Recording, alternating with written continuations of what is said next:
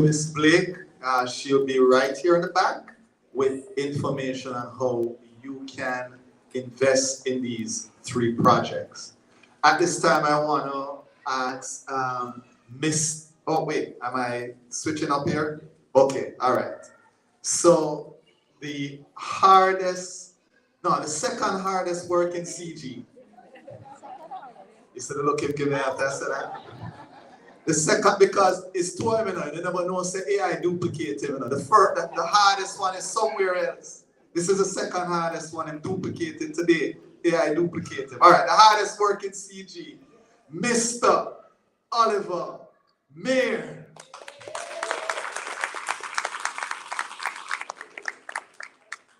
Thank you so much, Xavier. You know, Xavier, we have Jamaicans.com covering the event, and it's the largest Jamaican platform started by this gentleman here, Mr. Xavier Murphy. Let's give him a big round of applause.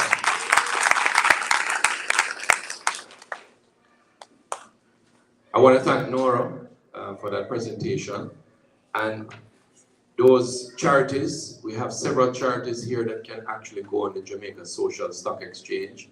So feel free to talk to Nora. And for those of you, just by show of hands, how many persons have an account with the Jamaica Stock Exchange or do any sort of trading or have any stocks in Jamaica? If you have stocks in Jamaica, just raise your hand. But let me do the other way around. If you don't have any stocks in Jamaica, put it up. No man, put it up like you're proud, man. Put it up like you're proud. Mr. Cameraman, come take the picture right away. Catch that. Ladies and gentlemen, I challenge you today. Reach out, speak to Nora, start an investment portfolio in Jamaica. It's the easiest opportunity to earn a piece of the rock, all right? Every week, I buy stocks. I don't have much money, but I buy stocks every week from the comfort of my office. You can do it online, and the values are great. The Jamaican companies are doing extremely well. It's a good time to buy. I can't give investment advice formally, so that's my disclaimer. But it's a great time to buy.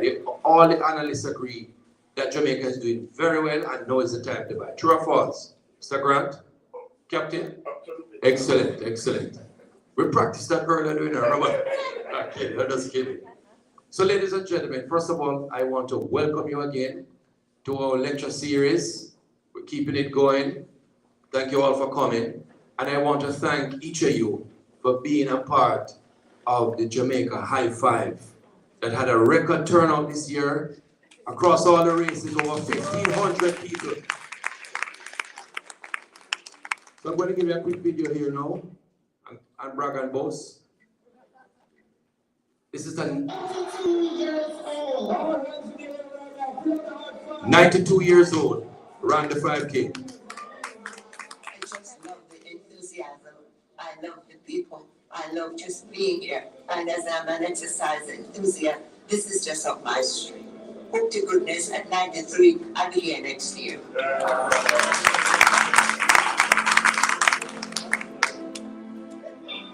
Jamaica, we wanna feel Jamaica love. Everybody wanna visit Jamaica. Jamaica love, Jamaica. Jamaica love, we wanna see Jamaica love.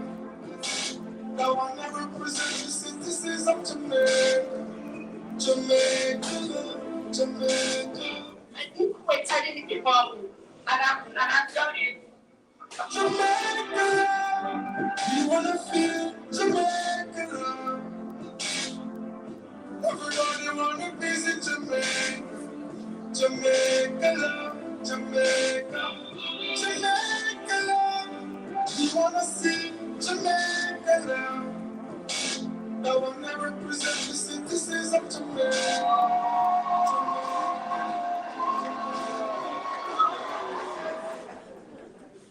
Excellent, and I'm sure you next year, I just allow them to be me this year, you know.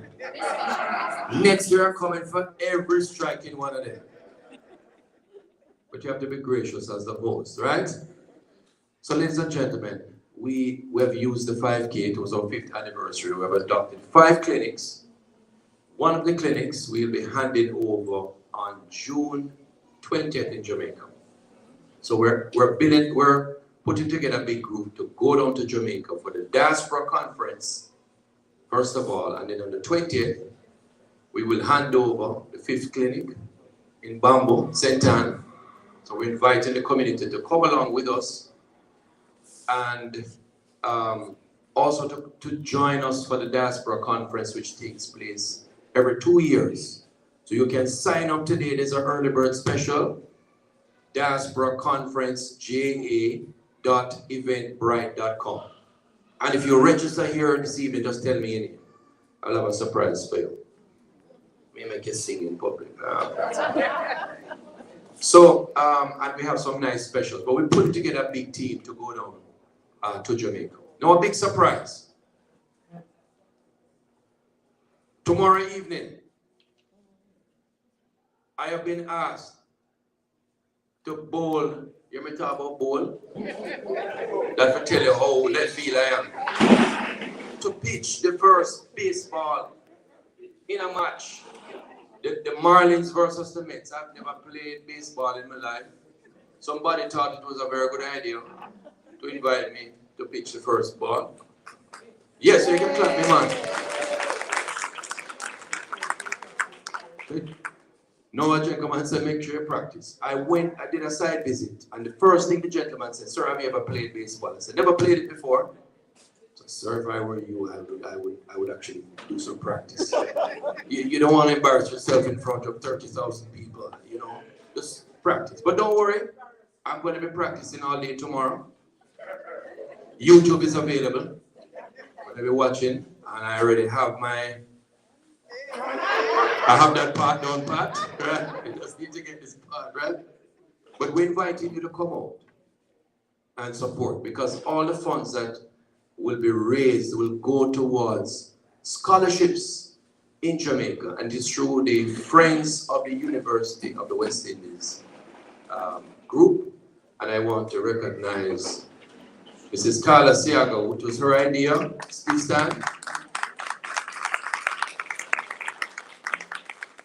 It was her idea to put me front and center. So if it works well, I'll give her a hug. If not, I'll still give her a hug. But no, it's a big deal. It's a big deal. A friend showed me another former president and all these people, and I felt very encouraged. I saw the ball go all the way up and all over the place. I felt encouraged. But ladies and gentlemen, I just want to show a quick video on the Diaspora conference, and then we get ready for the main act.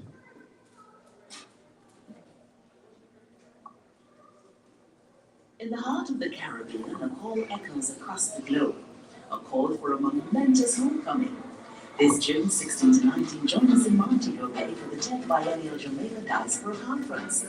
Jamaica extends a warm invitation to its global family for a gathering like no other to foster dialogue, development, and cultural immersion. This first in-person forum in 5 years offers a unique opportunity to explore innovative solutions for national development and to forge strategic alliances. We will address vital topics at the intersection of Jamaica's progress and the unique experiences of its global community. This conference is more than just a meeting. It's a melting pot of ideas and action. Born from an initiative in 1993, this gathering has evolved into a powerful movement that shapes Jamaica's policies and development strategies. From promoting investments to fostering heritage pride, the conference is a testament to Jamaica's proactive approach to engaging its diaspora. While at the conference, take advantage of fast-tracked government services exclusively for attendees. Plan and execute a Diaspora Day of Service activity in a community of your choice. Reconnect with our roots, network, explore business and development opportunities, and re-establish connections, all while savoring local cuisine. Our goal is action. We're not just talking, we're planning, executing, and growing together. Join us as we write the next chapter in Jamaica's story, one of unity, innovation, and collective growth. Register now at Diaspora Conference ja.eventbrite.com. Don't miss out, our early bird special of $160 for 3 days ends May 15. The 10th Biennial Jamaica Diaspora Conference. United. Thank you very much. If you're here and you would like to go to the conference, let me see a show of hands. If you're here and you don't want to go to the conference, all right, for those folks, you see, because you put up your hand now, I'm going to do something very special for you.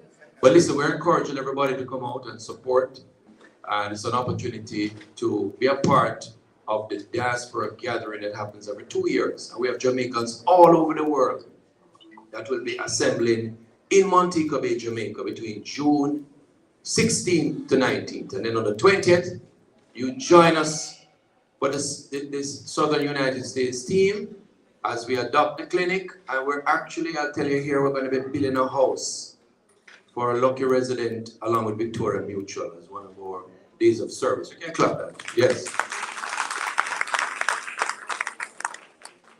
All right, ladies and gentlemen, you are not here to hear me. You're here to hear another gentleman.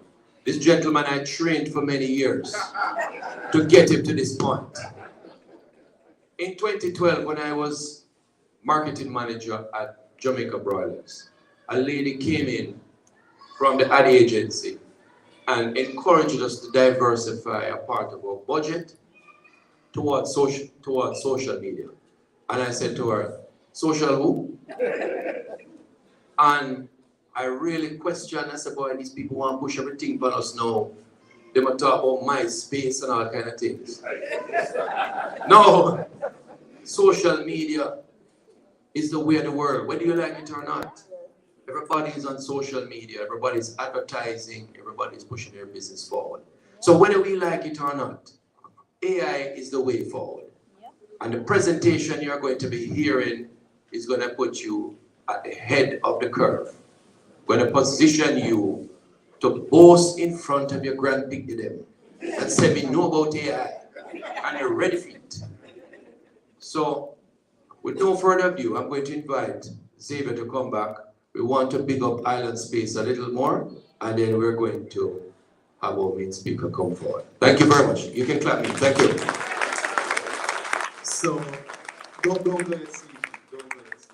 I mean, imagine having an opportunity every week to come to a place, and I'll get to Island Space Museum in a minute, but where you have a space to talk, to hear lectures. This is what this man has put together.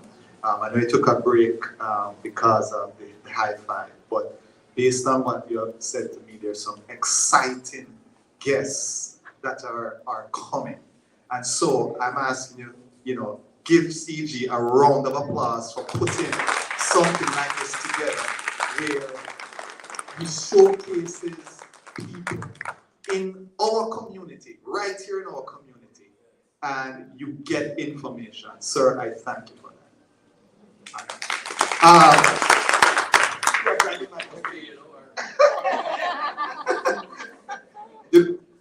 All right. So, I talk about a space where we are able to learn. We are able to,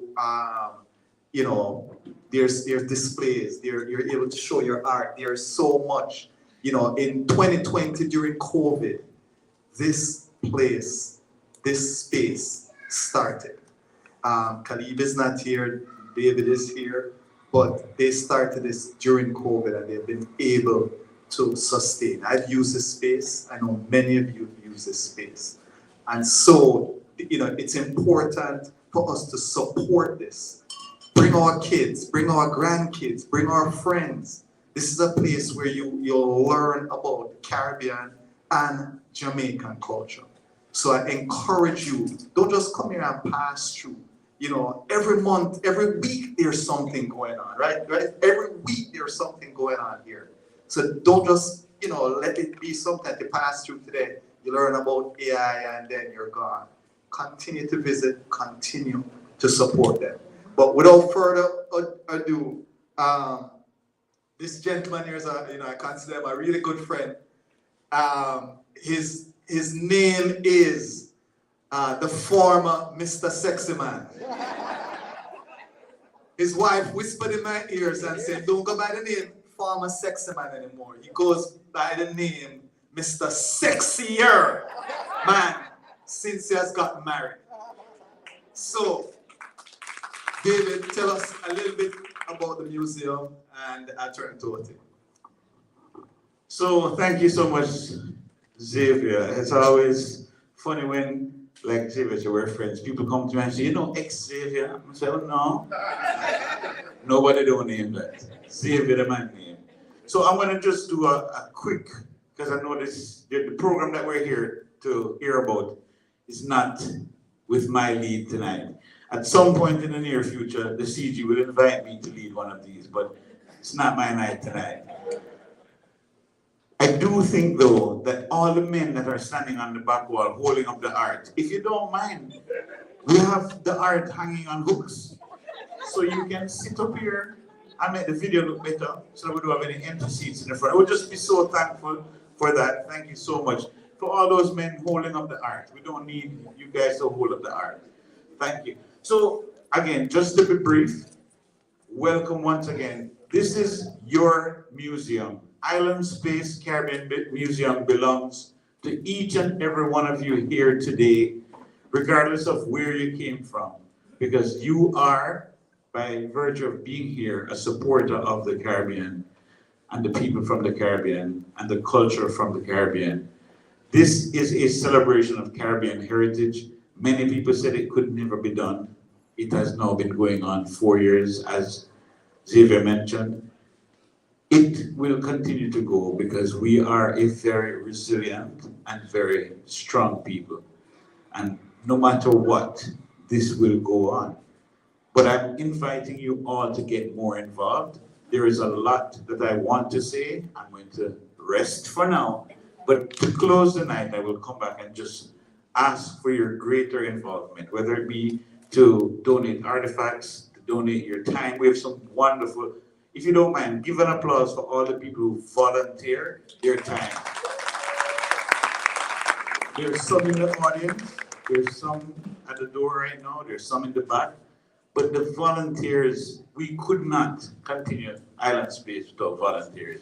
Some people are retirees, some people are unemployed, and some people just make the extra time from their lives to volunteer. Believe it or not, I am a volunteer. I don't get paid to be here, and I am here a lot, and I give as much as I can. I have a new wife, so we can't give as much, but I still come and give my time. But thank you so much. Xavier, bring the main act, my brethren, Charles. All right, thank you. And he said, big up him wife where she is. Stand up, man. Let the people them see you, man. You give new name. My wife could not be here today. Very important though, her birthday is tomorrow. All right, so, I know Charles for a while, and I could do the regular type introduction, and Charles the this and so on and so forth. And some of you know him also from the art space. It's interesting that, hold on. Oh, all right. Boy, Charles, we're gonna rewind and come again because I've been told there's an announcement. The baseball tickets are going to be in the back. Justice Cheryl, we call her J-Lo, but Justice Cheryl in the back if you're interested in going to the baseball tomorrow. All right, so Charles, I've known him for a while, and I could give that regular introduction, but I want to do something a little different, He sent me his bio, and, I said to myself, bio kind of long still enough. I don't know if I can stay here all night and read this bio. I mean, I have a whole lot of accolades and a whole lot of things going on. I'm sure some of you saw it with the Bob Marley. Hold on again. Rewind and come again. I'm sorry. Just quickly, this gentleman here is Kendall. He's actually signed me to play for the Marlins. But give me a round of applause, right? Kendall, all persons can get their tickets for tomorrow, quickly. Yeah, so for tomorrow, we're doing a fundraiser for the Friends of Ewing with Carla and the CD here for Jamaica. So we hope that everybody here is able to come out. I do have some flyers for you guys to purchase your tickets if you want to. All of the proceeds will go for helping out the Friends of Ewing. So I hope that everybody's going to be there. CD over here is going to be throwing out the first pitch. So that's going to be his test trial tomorrow. So I hope that everybody's going to be there. Okay, so he's been practicing. So. Thank you. Rewind and come again. All right. So what I did was this. I said this is a discussion on AI. So I took his bio and I dropped it in AI. And I said, hey, I don't want the 20 paragraphs. I just need 3 paragraphs. And so I'm going to just quickly read what AI gave me back based on the long bio he sent. And so this is to kind of demonstrate the power of AI and how you can use it for practical things. So it says, good day, everyone. Robotic, that part of it. It's my pleasure to introduce Charles Smart, a distinguished leader at the intersection of emerging technology, business strategy, and creative philanthropy. With over 20 years of professional experience, Charles has pioneered innovative solutions, driven transformative change across various industries. Charles is the founder of MetAiBlock, where he focuses on utilizing the power of AI, the metaverse, and the blockchain to provide strategic solutions, particularly in the franchise industry. His insights have made him a sought-after speaker at major expos and conferences across America. Charles established and leads the AI and Data Governance Center of Excellence, helping organizations like Macy's, CVS, and leverage their assets of economic growth and operational efficiency, risk reduction, and compliance.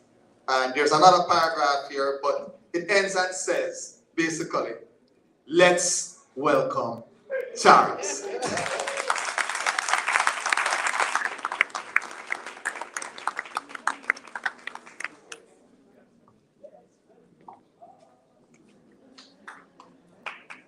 The wheel on come again. Thank you everybody for coming out. I want to big up CG for having these lecture series.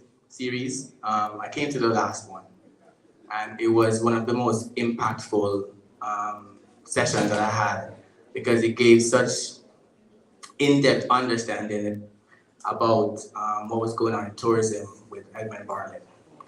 And having series like this, I think, are really important to connect the Jamaican community with things that are important and things that are really going to impact us. So I'm really happy that he has asked me to talk about something I'm very passionate about. Give me 2 seconds to make sure that this is going to work out exactly the way I planned it. Do you guys see something on the screen? Yes. All right.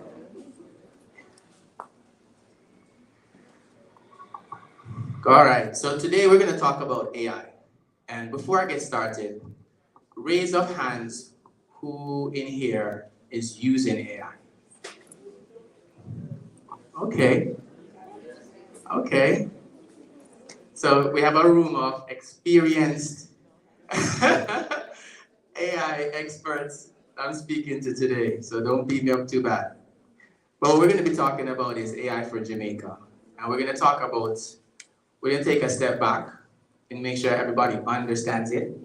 And then go through some practical ways, right, that it can be used.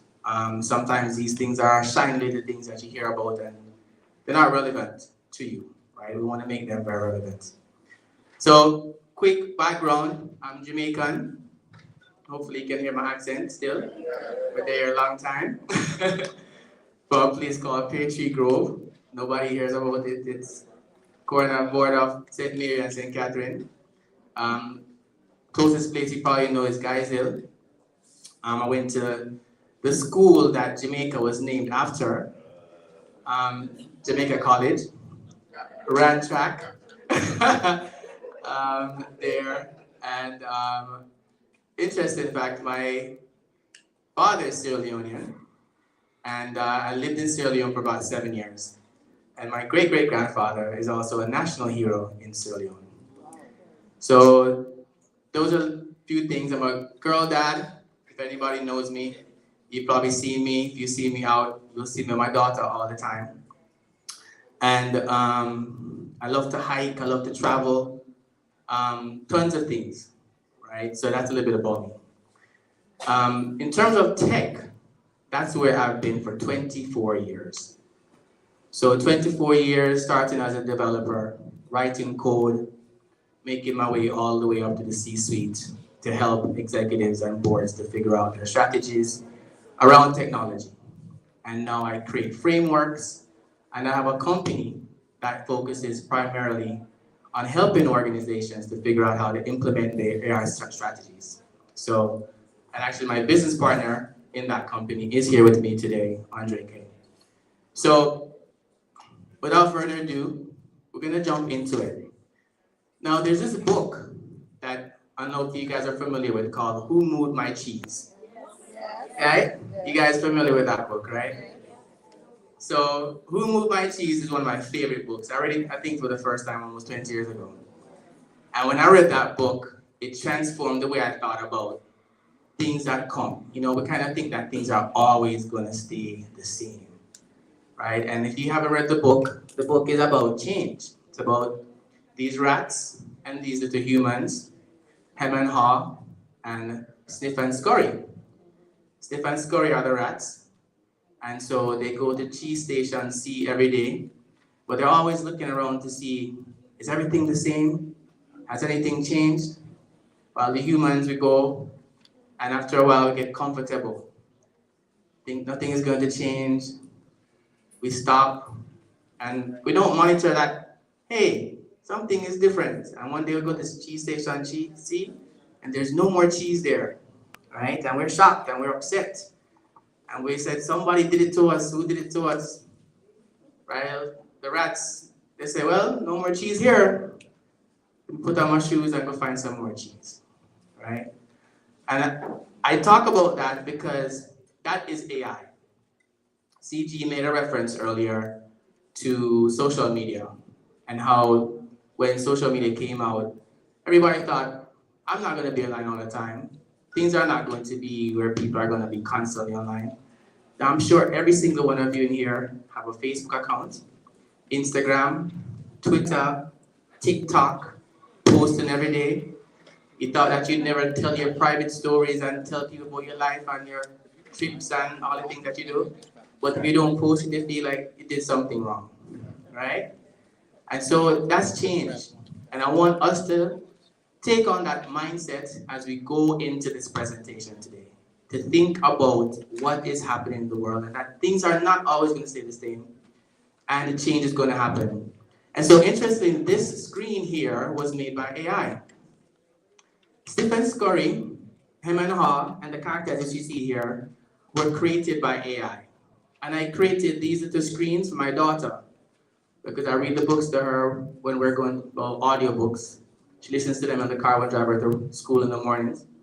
And I wanted to make it real for her. So I created the characters and these are the sayings so she could have a reference to it. And going back to what Xavier said earlier, these are some of the very practical ways that you can use AI. It doesn't have to be something super complicated. It can be very simple how you apply it.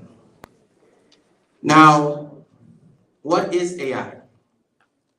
So AI is nothing more than machines mimicking human intelligence, right?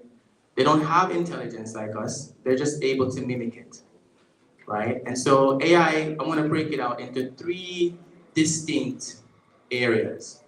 you have what you call narrow AI, right? Believe it or not, as intelligent as the AI that we have with ChatGPT and Bard or Gemini and Claude and all these different things that you guys might use, that is still narrow AI. And what the narrow part means is that the purpose with which it's set is very clearly defined. It's not able to, on its own, go and make a decision to do something that it was not made to do, right? It may do it better than you, it may do it more efficiently than you, but it will not be able to do something that it wasn't made to do. If it was made to generate text, it will not generate images. If it was made to generate images, it will not generate a video, okay? Now, general AI is where it gets a little scary, because that's when the AI is literally able to do things and autonomously make decisions about what it's going to do. And we're not quite there yet. You think about Star Trek with the robot that was there, and you think about Jarvis in Iron Man. It's probably a more recent reference, right? But where you have that AI that's able to think and make decisions almost autonomously. And then the next level of that is super AI, and we're not there. That's where we cannot even think or fathom what it means, because that's where the intelligence supersedes and passes human intelligence, right? And we're quickly going there. We're quickly advancing through each of these phases, and I'll talk about that. But we're a little bit away from the scary super AI that is gonna, everybody's scared is gonna basically destroy humanity. Now, there are components that are a part of AI that I want you guys to understand. So I talked first about purpose. That's one of the first things that you do when you're creating this artificial intelligence models. You set a purpose. I created this thing to do this particular thing. And the other component that's important to it is data, right? That is its fuel. So garbage in, garbage out. And the data is text, it's images, it's video, it's voice, and it takes all that information and a whole lot of it in order to be able to be processed. And the things that process it are algorithms. And those algorithms are nothing more than rules, right? It says, look at all of this data, learn from this data, and then use the information that you were trained on, right, to generate more information or to produce data that's similar to the information that I was trained on, right? So you set a purpose, you give it the data that matches that purpose, you have an algorithm with rules, the rules crunch the data to create what they call models. So you heard recently on Monday that OpenAI came out with a new model, 4.0, that you've probably seen on Instagram and Facebook with all the videos, right? With it talking to yourself. Now, what the algorithms create are those models, right? And the more data they get, the more they train, and the more advanced those models become. And the final thing that's really important to make that happen are processors, or CPUs. And those CPUs, you probably heard about NVIDIA's stock going up really high recently, because they're making the hardware that is required to process all of this data. And it takes a lot of money, a lot of energy, a lot of processing power. It's like thinking about your brain working, right? So the processors are nothing more like you consuming a lot of energy. It's like when you work really hard, you have to focus on something really hard for a very long time. It takes a lot of energy out of you, right? Think about your processors in the same way. So these are the main components of AI, right? And I want you guys to make sure you guys get this part, because as I go through it, it's gonna make a lot more sense in some of the things that I talk about and how that will impact how you think about it. So here's some myths about AI.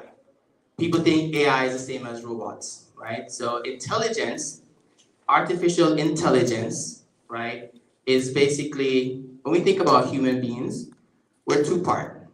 We are physical, right, or won't go to the spiritual side and the other piece, but we are physical, right, and we have intelligence in our brain. And this part, the body, allows us to move, and our brain allows us to think and control how our body moves. So the robot is basically a physical thing, and artificial intelligence is that brain, right? So that's the separation between robotics and artificial intelligence. Now, AI can think like humans. As I mentioned before, it mimics the way humans think, but really it doesn't have our consciousness, right? It doesn't have emotions.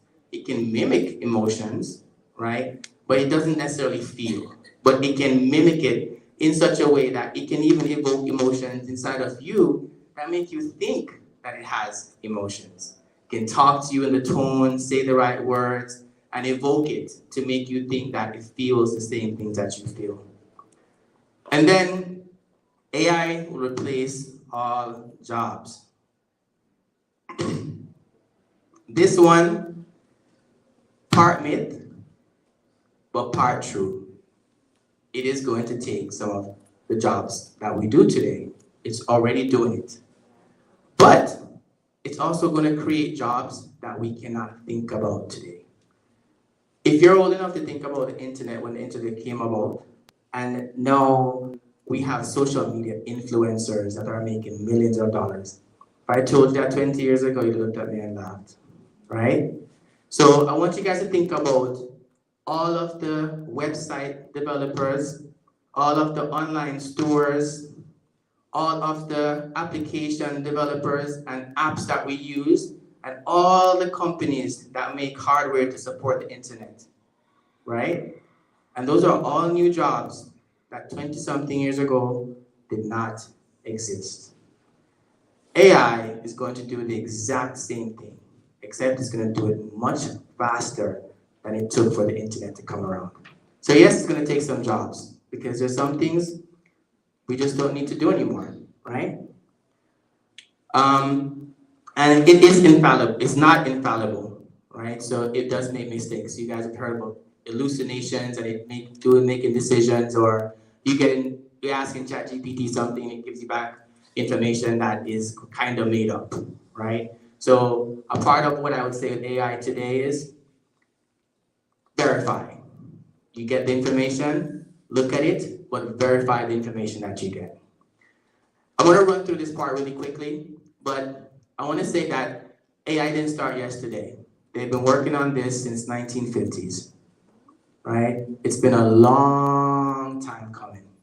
And if you look at this map that I have here, we've gone from the birth of it, people thinking about it, to machine learning, where we train machines how to do things.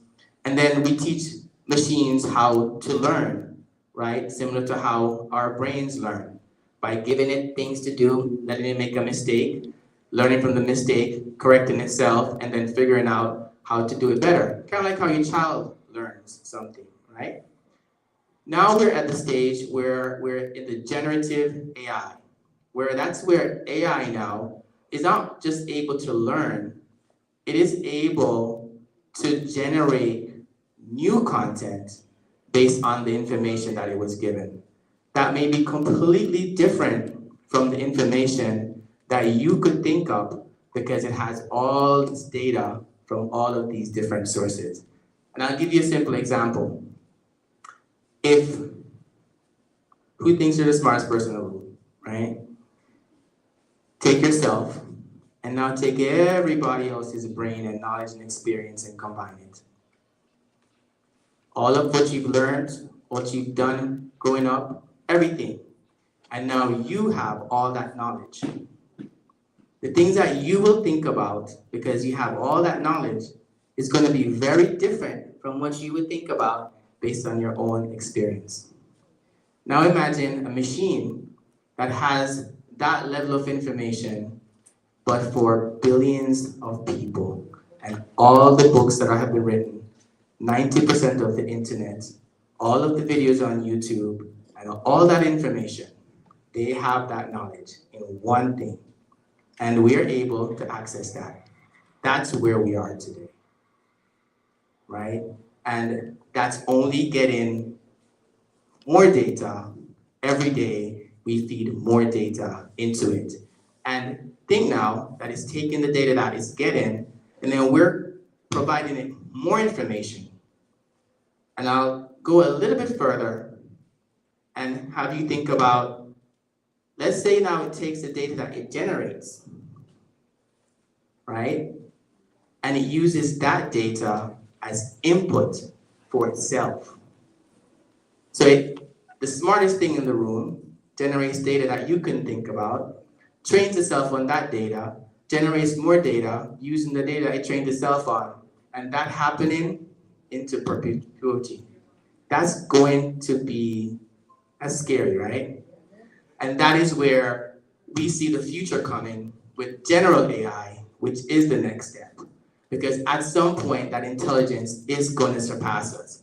It's going to solve, and it's already solving problems that it would have taken humans literally millions of years to solve, and it can do it now in seconds. So, it's moving fast.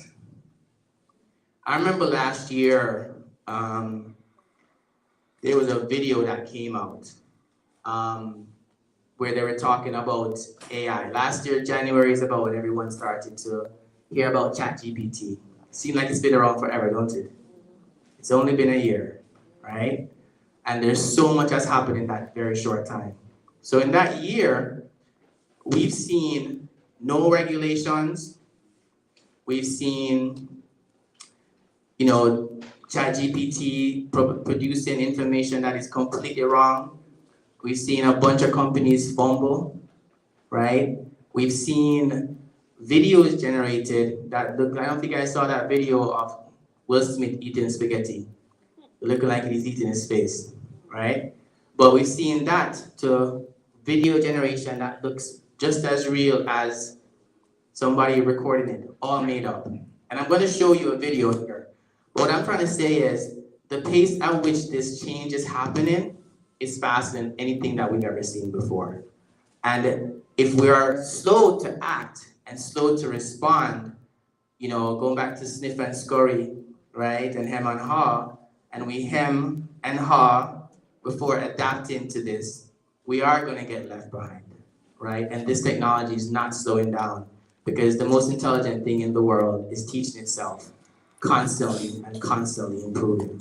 So if we don't jump on it and be a part of that, it's not just going to be like the social media situation. It is literally just going to run past you. So I have this video here. From Chaplin's silent This jests video to the is immersive about realms of Avatar, cinema how, leaped across a century. Like AI McConaughey peering has- into the black hole, we now gaze into the future, where AI reshapes film's very essence. Tyler Perry halted his $800 million project, shocked by AI's potential to redefine filmmaking after witnessing OpenAI's Sora video generation wizardry. Okay, He stated, that was my fault.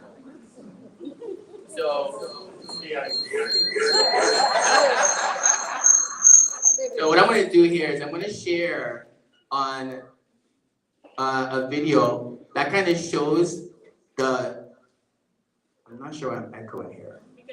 It's right here. AI took over right here.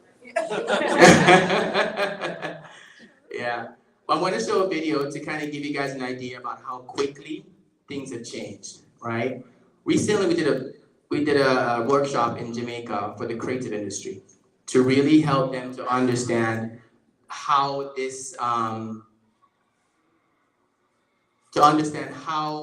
quickly AI is advancing, because the creative industry is one of the industries that's really being disrupted.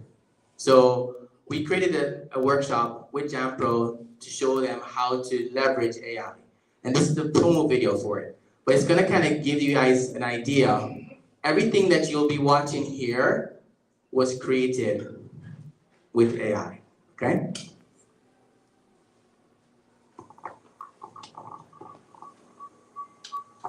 Franklin's silent jet to the immersive realms of our cinema leaped across.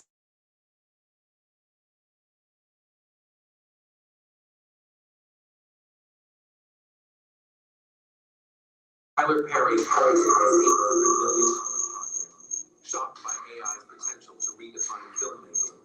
After witnessing OpenAI's Sora video generation wizardry, he stated, "This will touch every corner of our industry." What's your corner?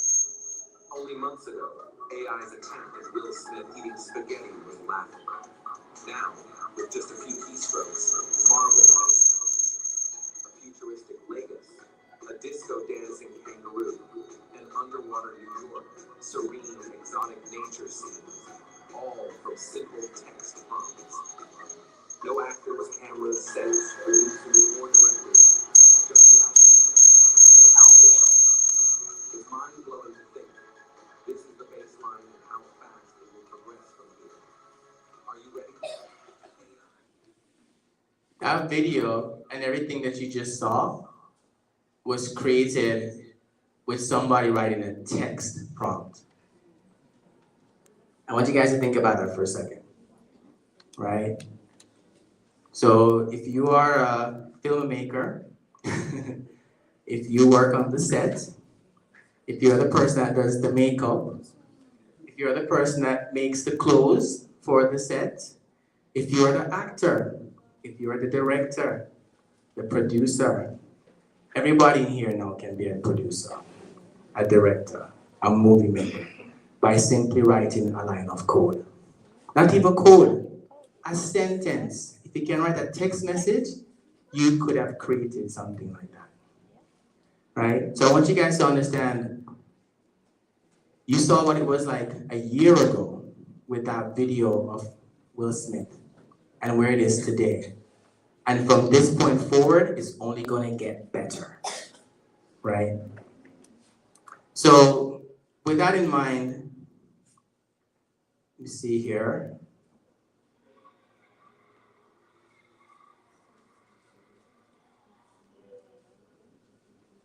so we're talking about exponential growth, and this is what it looks like with AI. We're right here right now, and what we're looking at is literally the pace at which things change. So if you're looking at this graph, you're wondering what kind of math is this? It's basically just showing you the more time that goes, the faster it's going, and the change is happening. So what would have taken 20 years to happen is now happening in months. And what we think will take months to happen today, a year from now, will be happening in hours. Okay? So that's just an understanding of the speed at which this is going. And with AI, humans, we've never experienced anything like this before.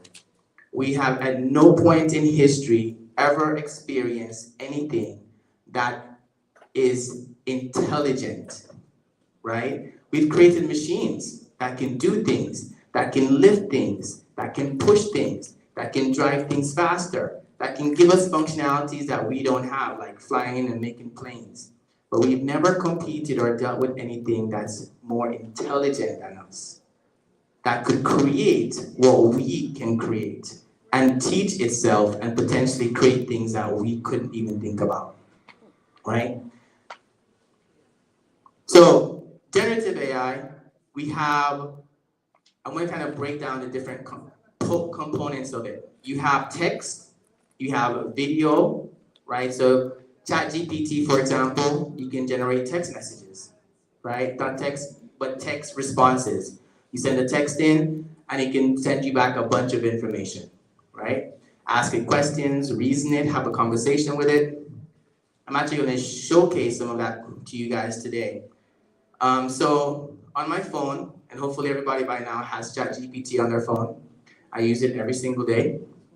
I'm just going to demonstrate how simple it is to use. So I'm going to open it up. This is my, hello. So I'm here, I'm making a presentation about AI to a group of Jamaicans, and I want to demonstrate your capabilities to them.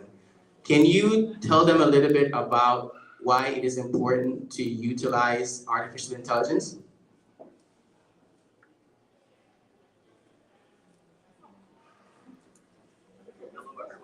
artificial intelligence AI is transforming our world in profound ways. Utilizing AI is crucial because it enhances efficiency, reduces human error, and opens up new opportunities.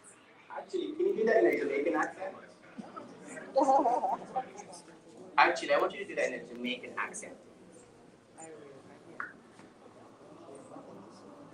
Sure, I can do that. Hello everyone, artificial intelligence, AI, and change up thy world in a big ways. Utilizing AI, important content make things more efficient, cut down pan-human error, and open up new doors by innovation. AI.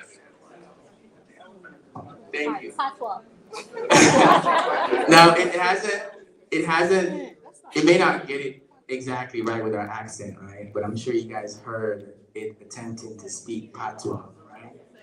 So, and by the way, that also got turned into a text, right? So, and I could continue a conversation with that on and on and on about anything. Ask it questions, reason with it, do homework, and that's ChatGPT. You can download that from the App Store, okay? And that's generative AI. So that content was generated based on a bunch of data that was trained on, right? And it knows how to communicate, it knows about Jamaicans, it knows that Jamaicans speak patois, and so it responded in the way that I told it to. It can also generate video, right? The video creation is still in its development stage, but we're making progress. We can also develop images, right? And we're gonna kind of show you something in a minute here, and audio, which of course you just saw. And there are some more advanced capabilities. So if you are a programmer, right? If you write code, right? ChatGPT and some of these AI models out there can write any language you can think of. So if you are a web developer or a data engineer, or you write code, or you want to figure out how to do something, ChatGPT can write it.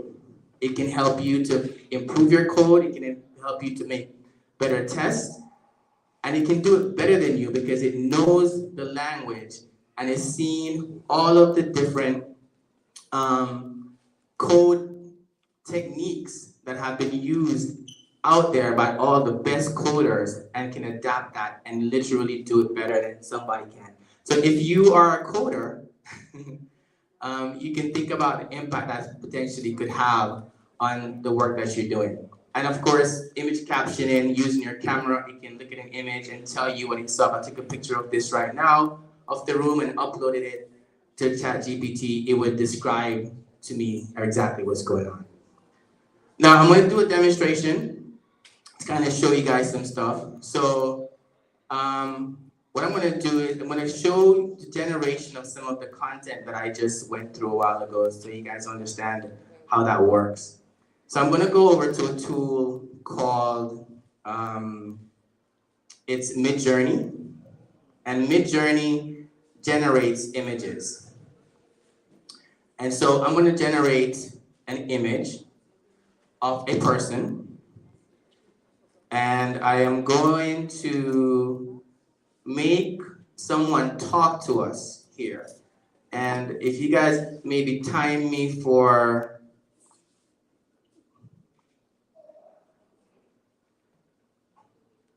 about 5 minutes, I should have someone here talking to you. What's going on here? Let's just make sure I'm in the right place. Okay, there we go. So Midjourney is a tool that generates images. So I'm going to generate an image here live on screen. And the image I'm going to generate basically is a photorealistic photo of a beautiful Jamaican woman facing forward. I did something.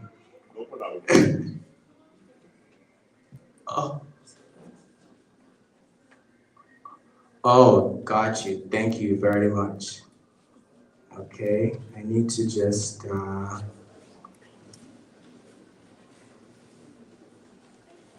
stop.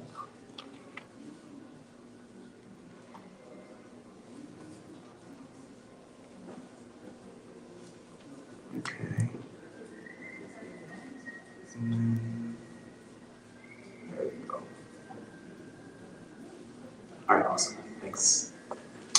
All right, so I'm generating an image using AI of a Jamaican woman. And that's what it generated for me, right?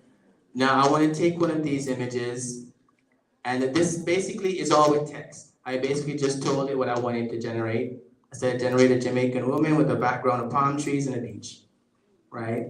And I could go further to refine it and make it better.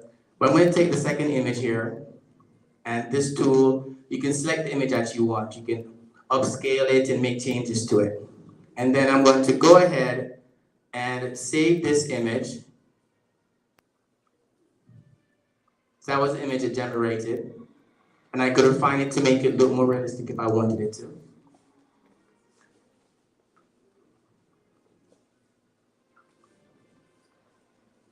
And save here. And now I'm going to go ahead and I want to generate some text for this, right? So I want to generate a, I want to make her say something, right? So I'm going to generate some text that I want her to say here using ChatGPT. So I'm going to ask ChatGPT to generate some text for this person to say to the audience. And then we're going to create an audio file of her saying that thing and make that person I just created talk. Can you generate two sentences that talk to the Jamaican audience, encouraging them to try AI and do it in action? All right. All right. All right, there we go. We got it. So now I'm going to take this text that I have here. I'm going to copy it. And this is ChatGPT I'm in. The first tool I used was called Midjourney to generate images. I'm in ChatGPT. I just spoke to ChatGPT, by the way, on my computer to generate this. And now I'm going to go over and I'm going to generate an audio file. Now, this is another app called 11 Labs. And 11 Labs allows you to clone voices. Right? So if I want to sound like anybody in here, I literally take a recording of your voice, I put it up in here, and I can make you say anything and make it sound just like you. But we're not going to do that today. We're just going to use a regular person. And I'm going to use this voice here called Mair. And I'm going to go ahead and create an audio file using the text that I just copied from ChatGPT. So it's generating the file. And let's see how it sounds. Where we embrace, we uplift, we business in everyday life. Be people, don't make AI pass you by. Visiting future where we embrace, we uplift, we business in everyday life. A little bit off because it doesn't have the accent, right? But we don't have the time here to go and train the voice. Nevertheless, I am going to go ahead and download this voice now and save it. And now, so this was 11 Labs. This is another tool that you can use to generate voices. So if you're a YouTuber or you want to create content, as you can see, you don't have to create your own content anymore. You could have everything generated in ChatGPT, come over here, copy and paste, and you have your audio file, right?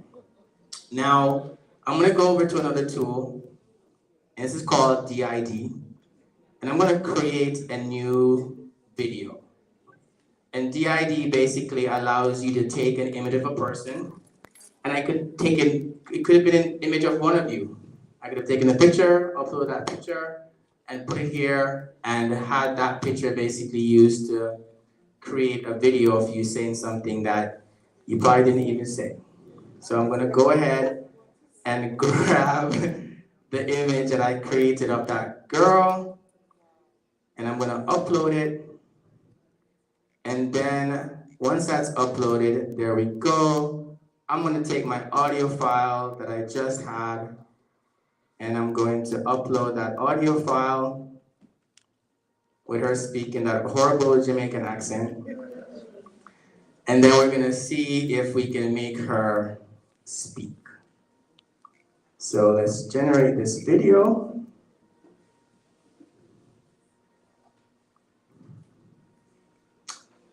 And see what happens.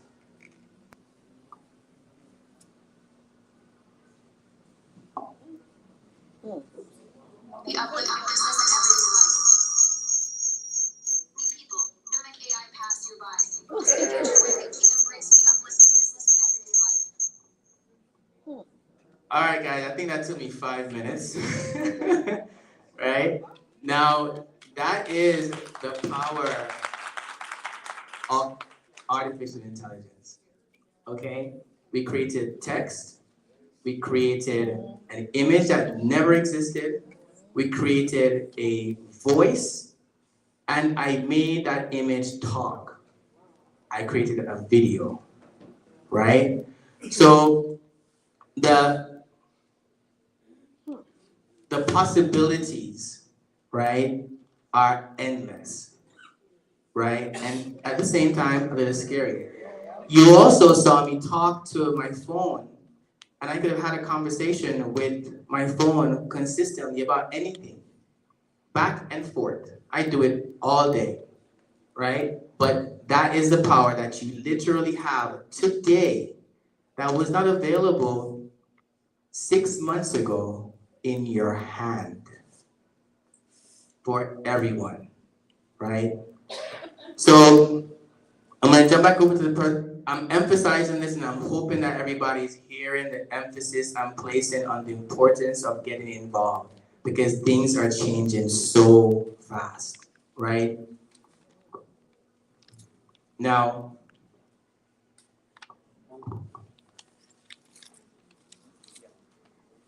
so one of the important things with AI is prompting, right? Prompts basically is how you tell AI what you want. So for all of these tools, one of the most important skills that you need to have today is the ability to prompt, right? So prompting basically is crafting inputs, tailoring them, and there's a framework, if you will, to that. And you want to have a strategy, right? Remember, it's been trained on all this data, and you only have your own perspective. So when you're asking to do something, give it a little leeway. Don't be too specific. See what it might come back with, right? So it's a balance of being very specific with what you want and giving it a little bit of leeway so it can be creative in what it generates. And of course, it may not give you the response you want on the first time, so continue to experiment with it. Try, you might not like what the girl said, for example, right? I could have wanted her to say something a little bit differently, right? But you could change the prompt and ask her to do something else. But prompting ultimately is how you ask the AI to do what it is that you want. Now, this is a prompt framework. I won't have time to go through it today because of the time, but these are like some steps and a framework that you can follow, right? You want to tell the AI who it is. You want it to be a doctor. You want it to be a Jamaican. You want it to be an expert ackee cooker. I don't know. Whatever you want, it can do it, right? Just tell it what it needs to be. And tell it what you want it to do. Tell it how you want it to give it to you. Do you want an image? Do you want text? Do you want it to be formatted a certain way? What is your goal? What's your objective? Why are you doing it, right? You want to be very clear and give it as much context as possible. Remember, it doesn't know you. It doesn't know you and why you're doing it. So the more context you give it, the more information that you give it when you're asking it to do things, is the better the responses that they're going to get from it. And of course, you want to tell it who you're talking to, tone of voice. Do you want it to be funny? Do you want it to be sarcastic? Do you want it to be angry? Give it those pieces of information so that it can basically respond to you in the way that you want. So we're talking a little bit about the role of AI in the public sector, right? And this is where, you know, there's so many, I mean, we could go on and on about all the different areas, but as we think about the impact on Jamaica, and we think about the public sector and the different areas, one of the probably the most important is going to be education, right? Because if you think about how quickly over the last 20 years things have changed and how quickly they're changing now, what our kids are learning in school today may not be relevant, right? I know people who were in school a couple years ago for engineering and trying to be Python coders and programmers, and now they're wondering, man, I wonder what I went to school for, right? And so things are changing. And so we have to think about education differently. We have to think about what we're teaching our kids and how do we use AI to make sure that we're preparing not for the current world that we live in, but for the world that is going to come for our kids when they grow up. I think about that constantly with my daughter, about what world she's going to live in and the tools and skills that she's going to need to be able to survive in a world that's not going to look anything like the one I'm in today. Healthcare, we've been using it for some time, but you talk about it's important for us to start figuring out how do we use that to diagnose things, right? Healthcare is one of those fields where AI has made some significant advances in detecting and being able to identify things that doctors who would normally have to take a very long time to look at the scans and you wait 2 weeks to get your results back from a scan. Now, a couple seconds runs through an AI and you get the results back even before you leave the doctor's office, right? And so those are things that can change and transform the quality of life for people in Jamaica if we're adopting these kind of technologies and applying them in those different ways.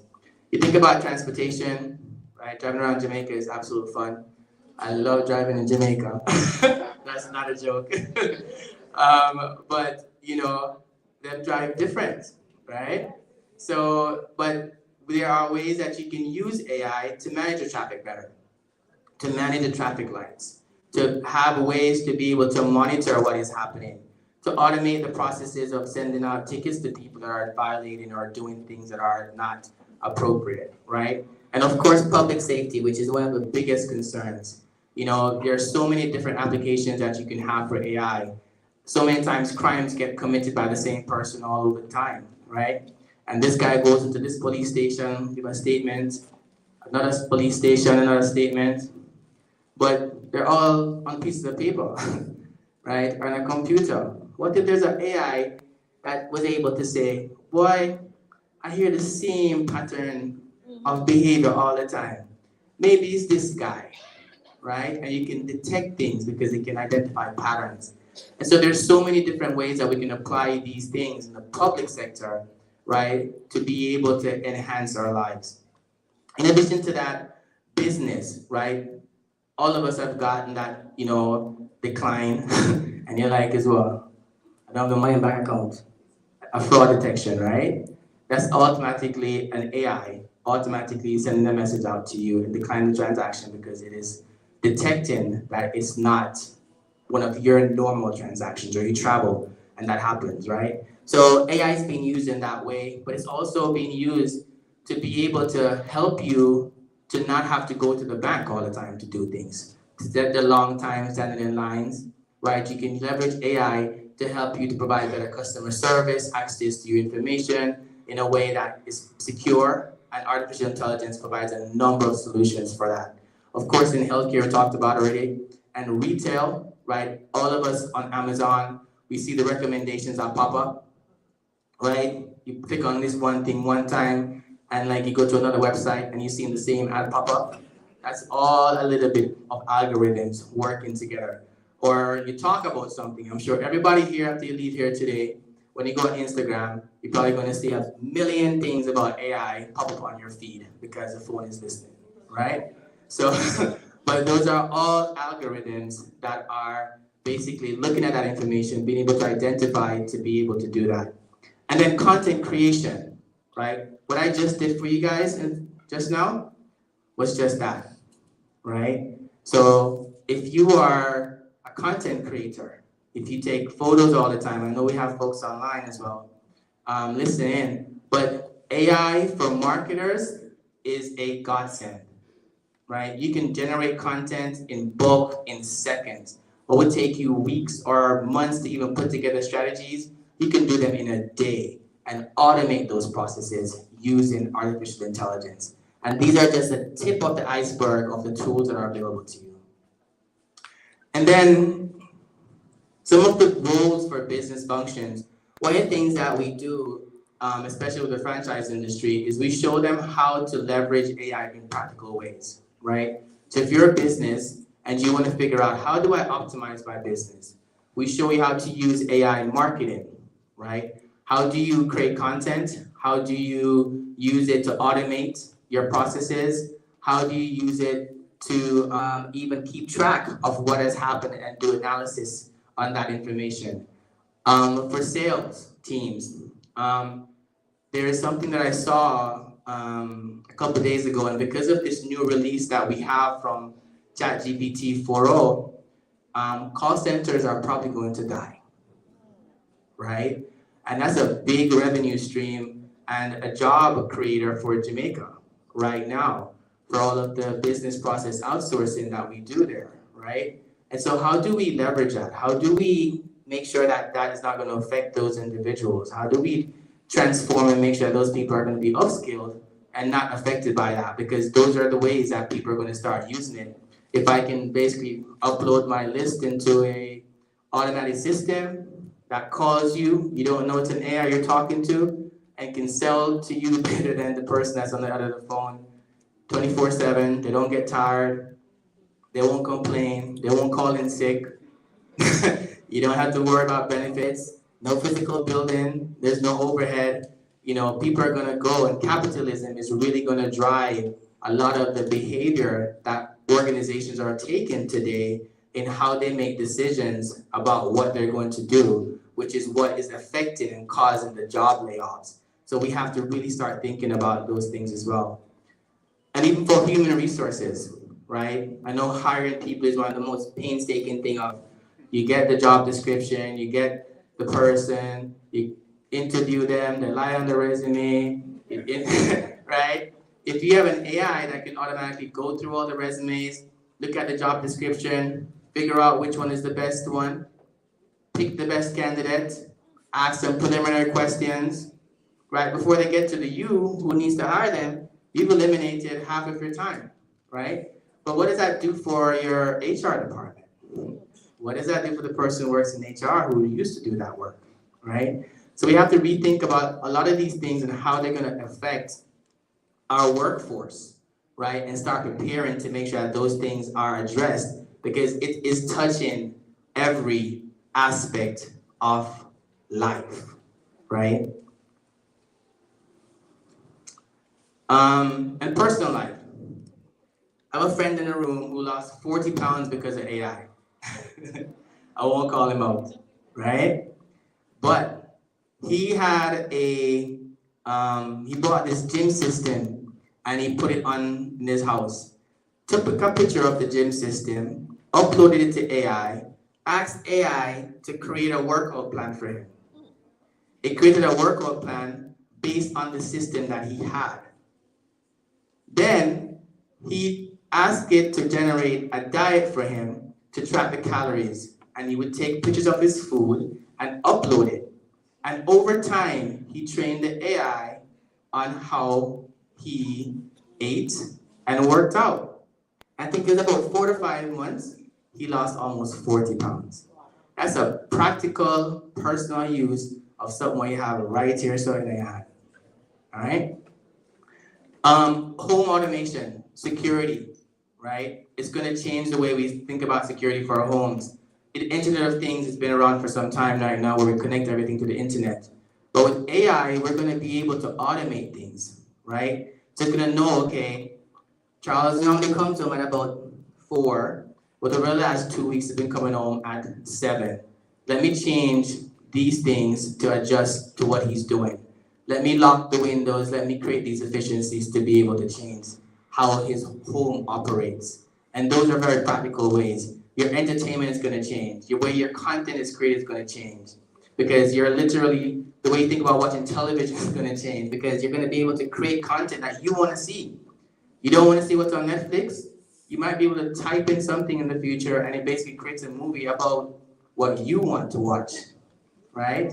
For an entire hour or a whole series if you want.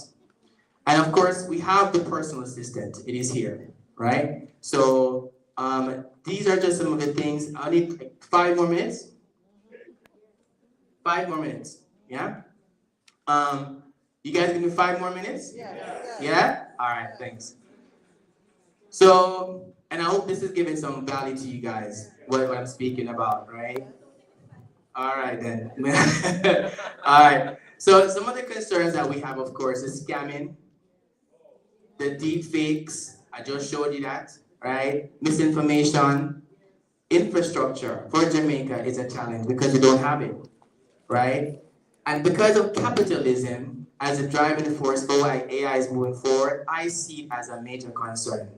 I believe that AI should not be driven by capitalist agendas because it's not going to be focused on humanity as much as it's going to continue to cause disparity in our communities, right? And the bias is going to continue. And then the adoption. I think a lot of us here are in the, crossing over on the other side of the 40-year-old line, right? And a lot of times are slow to adopt or adapt to things. It is important that we get involved. And that is a concern because if we don't get involved, we're going to get left behind. And it's only going to create a bigger gap, right?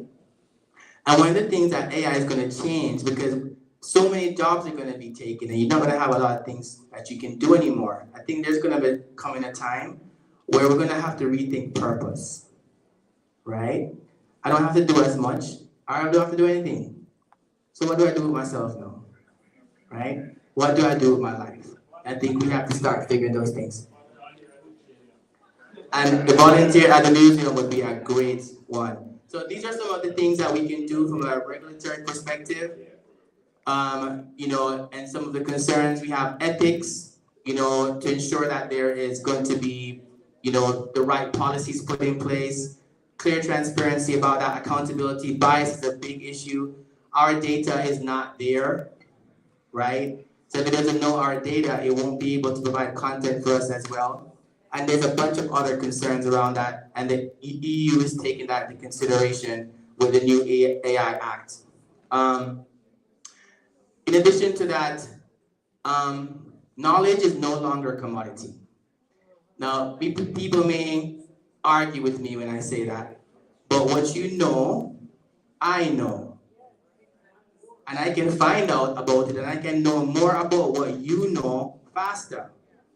So what makes you still valuable, right? And that is where utility is going to become important. Do you know how to use something to create value? Do you know how to use the information that you have to create value? Do you know how to innovate?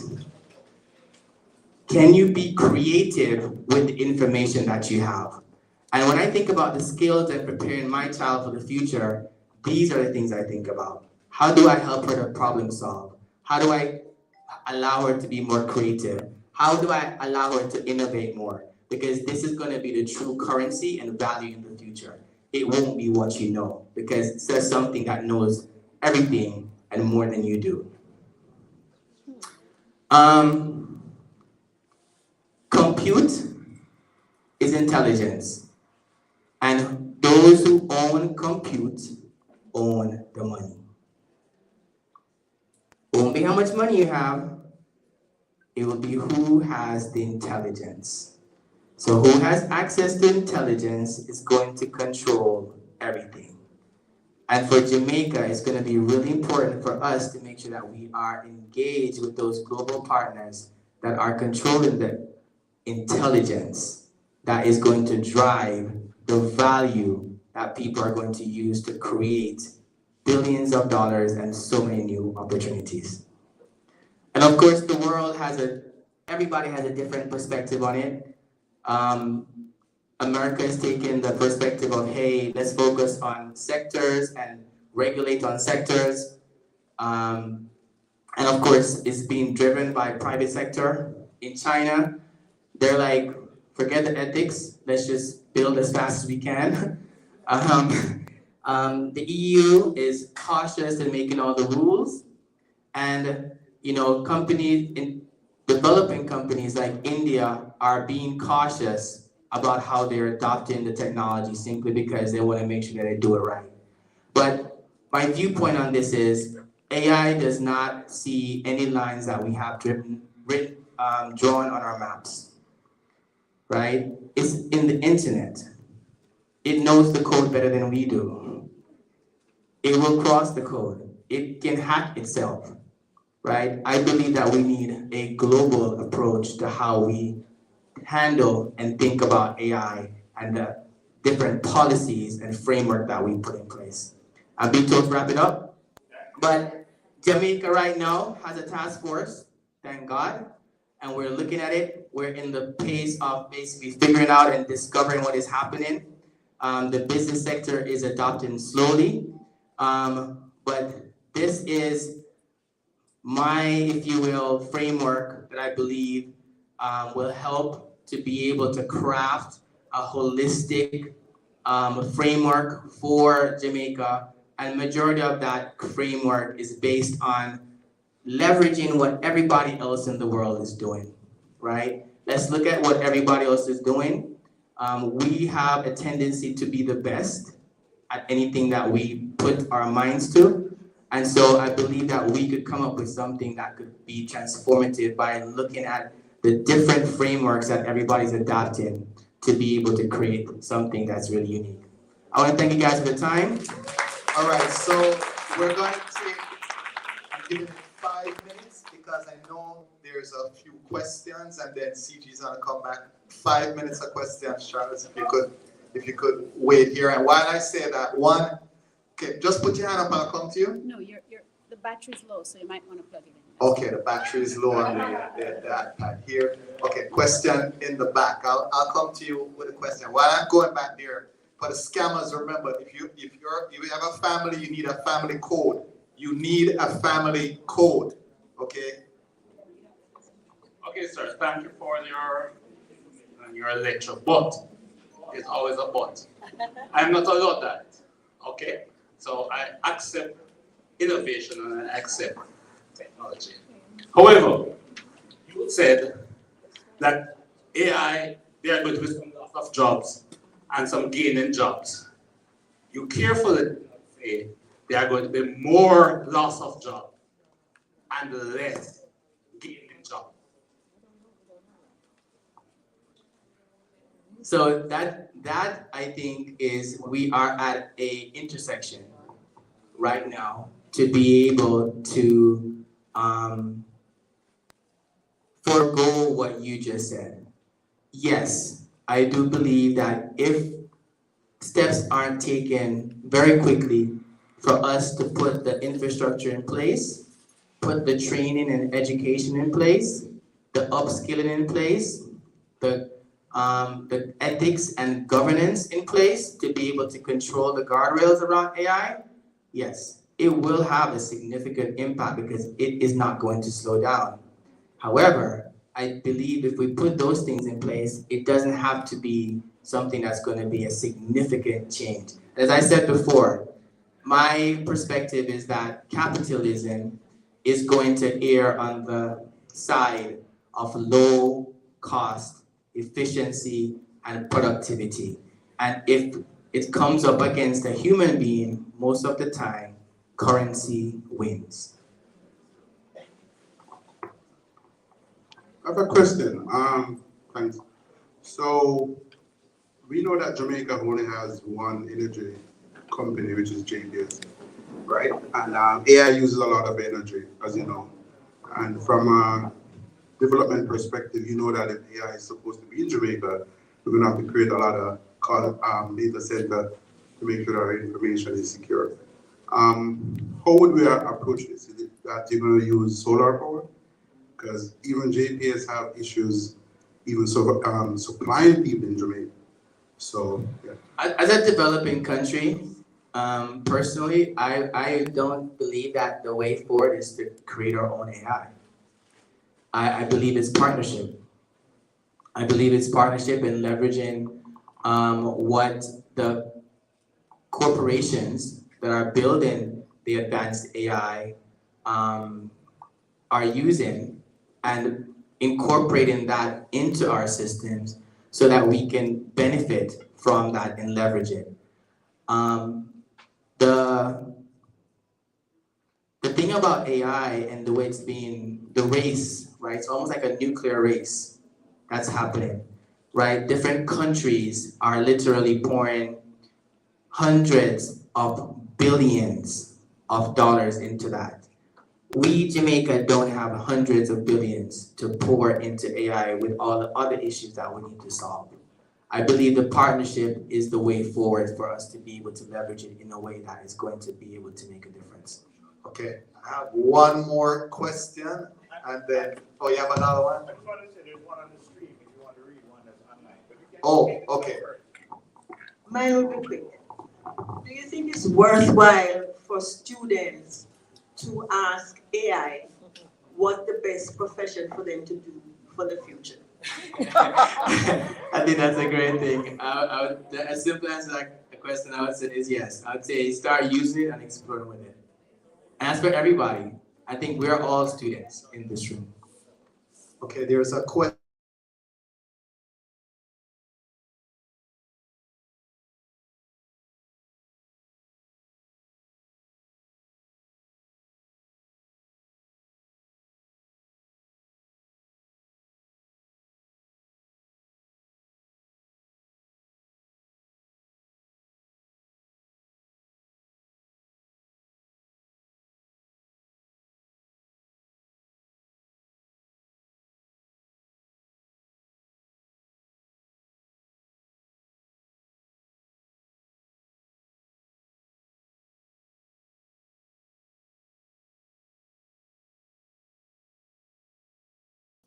Build wealth and also not to be left behind.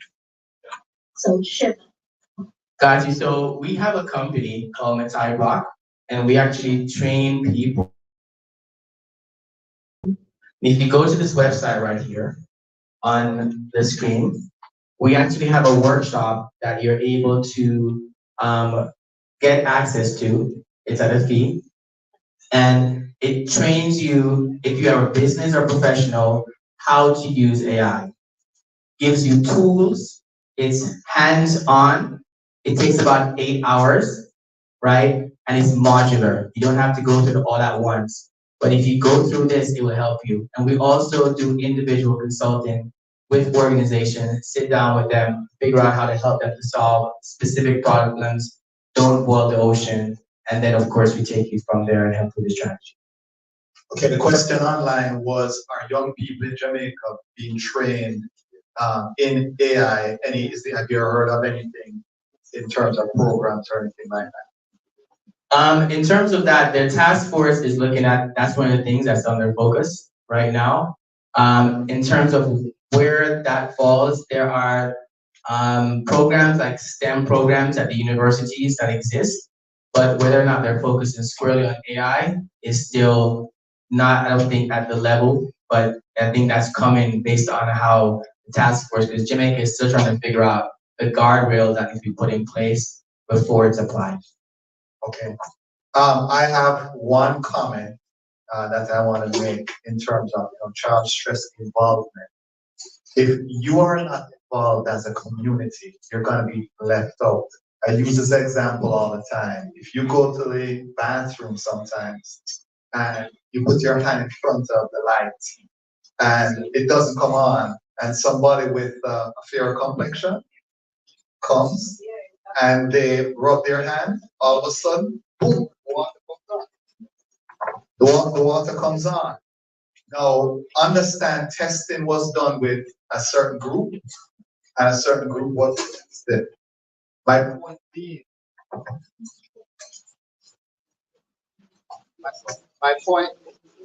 my point being is this: if you don't get involved and it doesn't learn about you, the information that is pushed out about you is going to create a narrative that you did not want. That's all I'm saying. So this is one of the reasons that Charles and I have spoken about this a lot. You know, you have to get involved, have a knowledge, because this thing is moving really, really fast. It is coming really fast. Charles, thank you. CG, thank you for putting this on. Thank you, sir. Charles, you're going to be in the back for more questions. We have to be out of here by 8:30. CG has a special announcement. Thank you very much. How many persons enjoyed this evening? By show of hands. Yes? I have 3 quick prizes for a tour in Jamaica, Kingston tour, free of cost. If you can tell me the date of the Diaspora conference.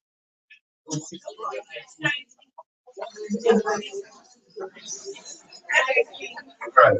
All right, hold on. Well, that's too easy.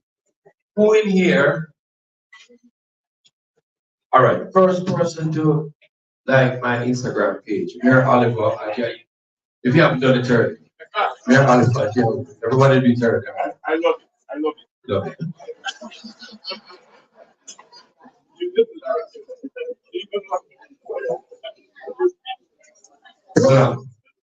Okay. Tell me the name of the 92. No high five can answer this. Tell me the name of the 92-year-old who participated in the high five.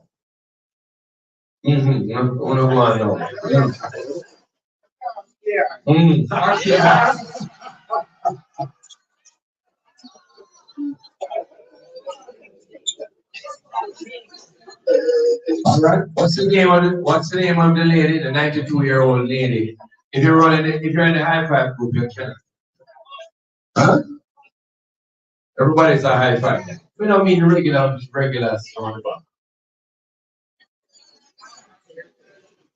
What's her name? Miss Jeannie. You're close. Who's that? We just guess that Miss. Huh? You know what? It rhymes with Tina. Who said that? All right, one more prize. Yeah, throw the question now.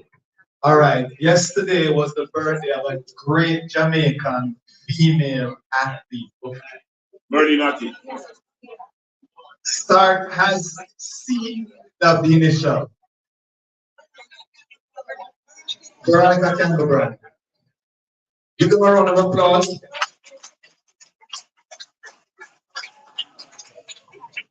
How many persons here want to go to the Diaspora conference? Just show of hands if you want to go. Come and check me after.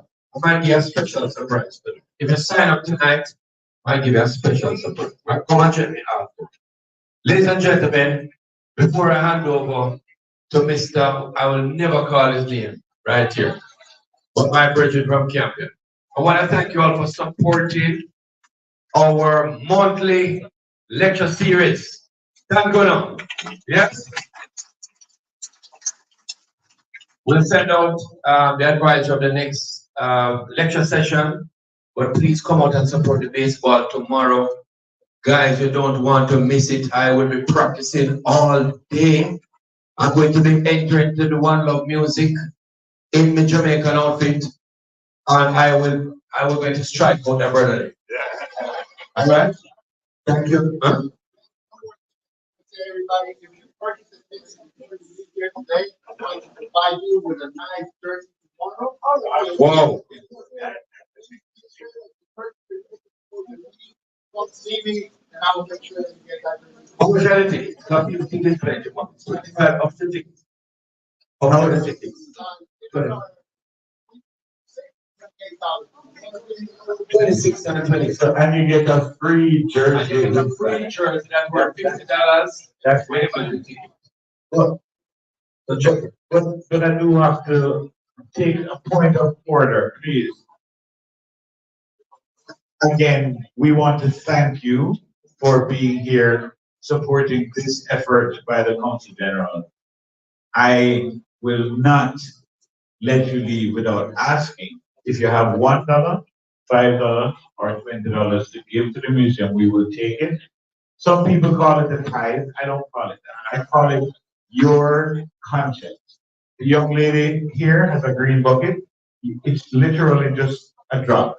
If you don't want to drop cash and you want to sell $5, that's fine as well. But I do sincerely, I hear CG wants to say something. So I'm gonna let CG. Oh. No, I just saying I'm giving. Oh, and here's guys right here, setting the example. I'm setting an example. Don't zero in too close to the contribution. If it's even $1, it is acceptable. It's even one, because here's the thing, people don't realize that it is these little sums that add up that get us to the finish line. That is how we keep the doors open. It's not the only way. We write grants, we do create events, we do a lot of different things. But it is really important that when we can, if we collect $30 or $50 or $100, it really helps what we're doing. So we genuinely thank you. Remember that we have free beverages in the back. So if you want a cookie or water or wine or Grace tropical relish, I have to tell you, Grace has been a great partner. They've given us lots of wonderful things. So those type of volunteers, we have to give thanks to the people who sponsor at the museum. Have a safe journey home, everyone. Thank you so much. We really appreciate your patronage. Have a great night.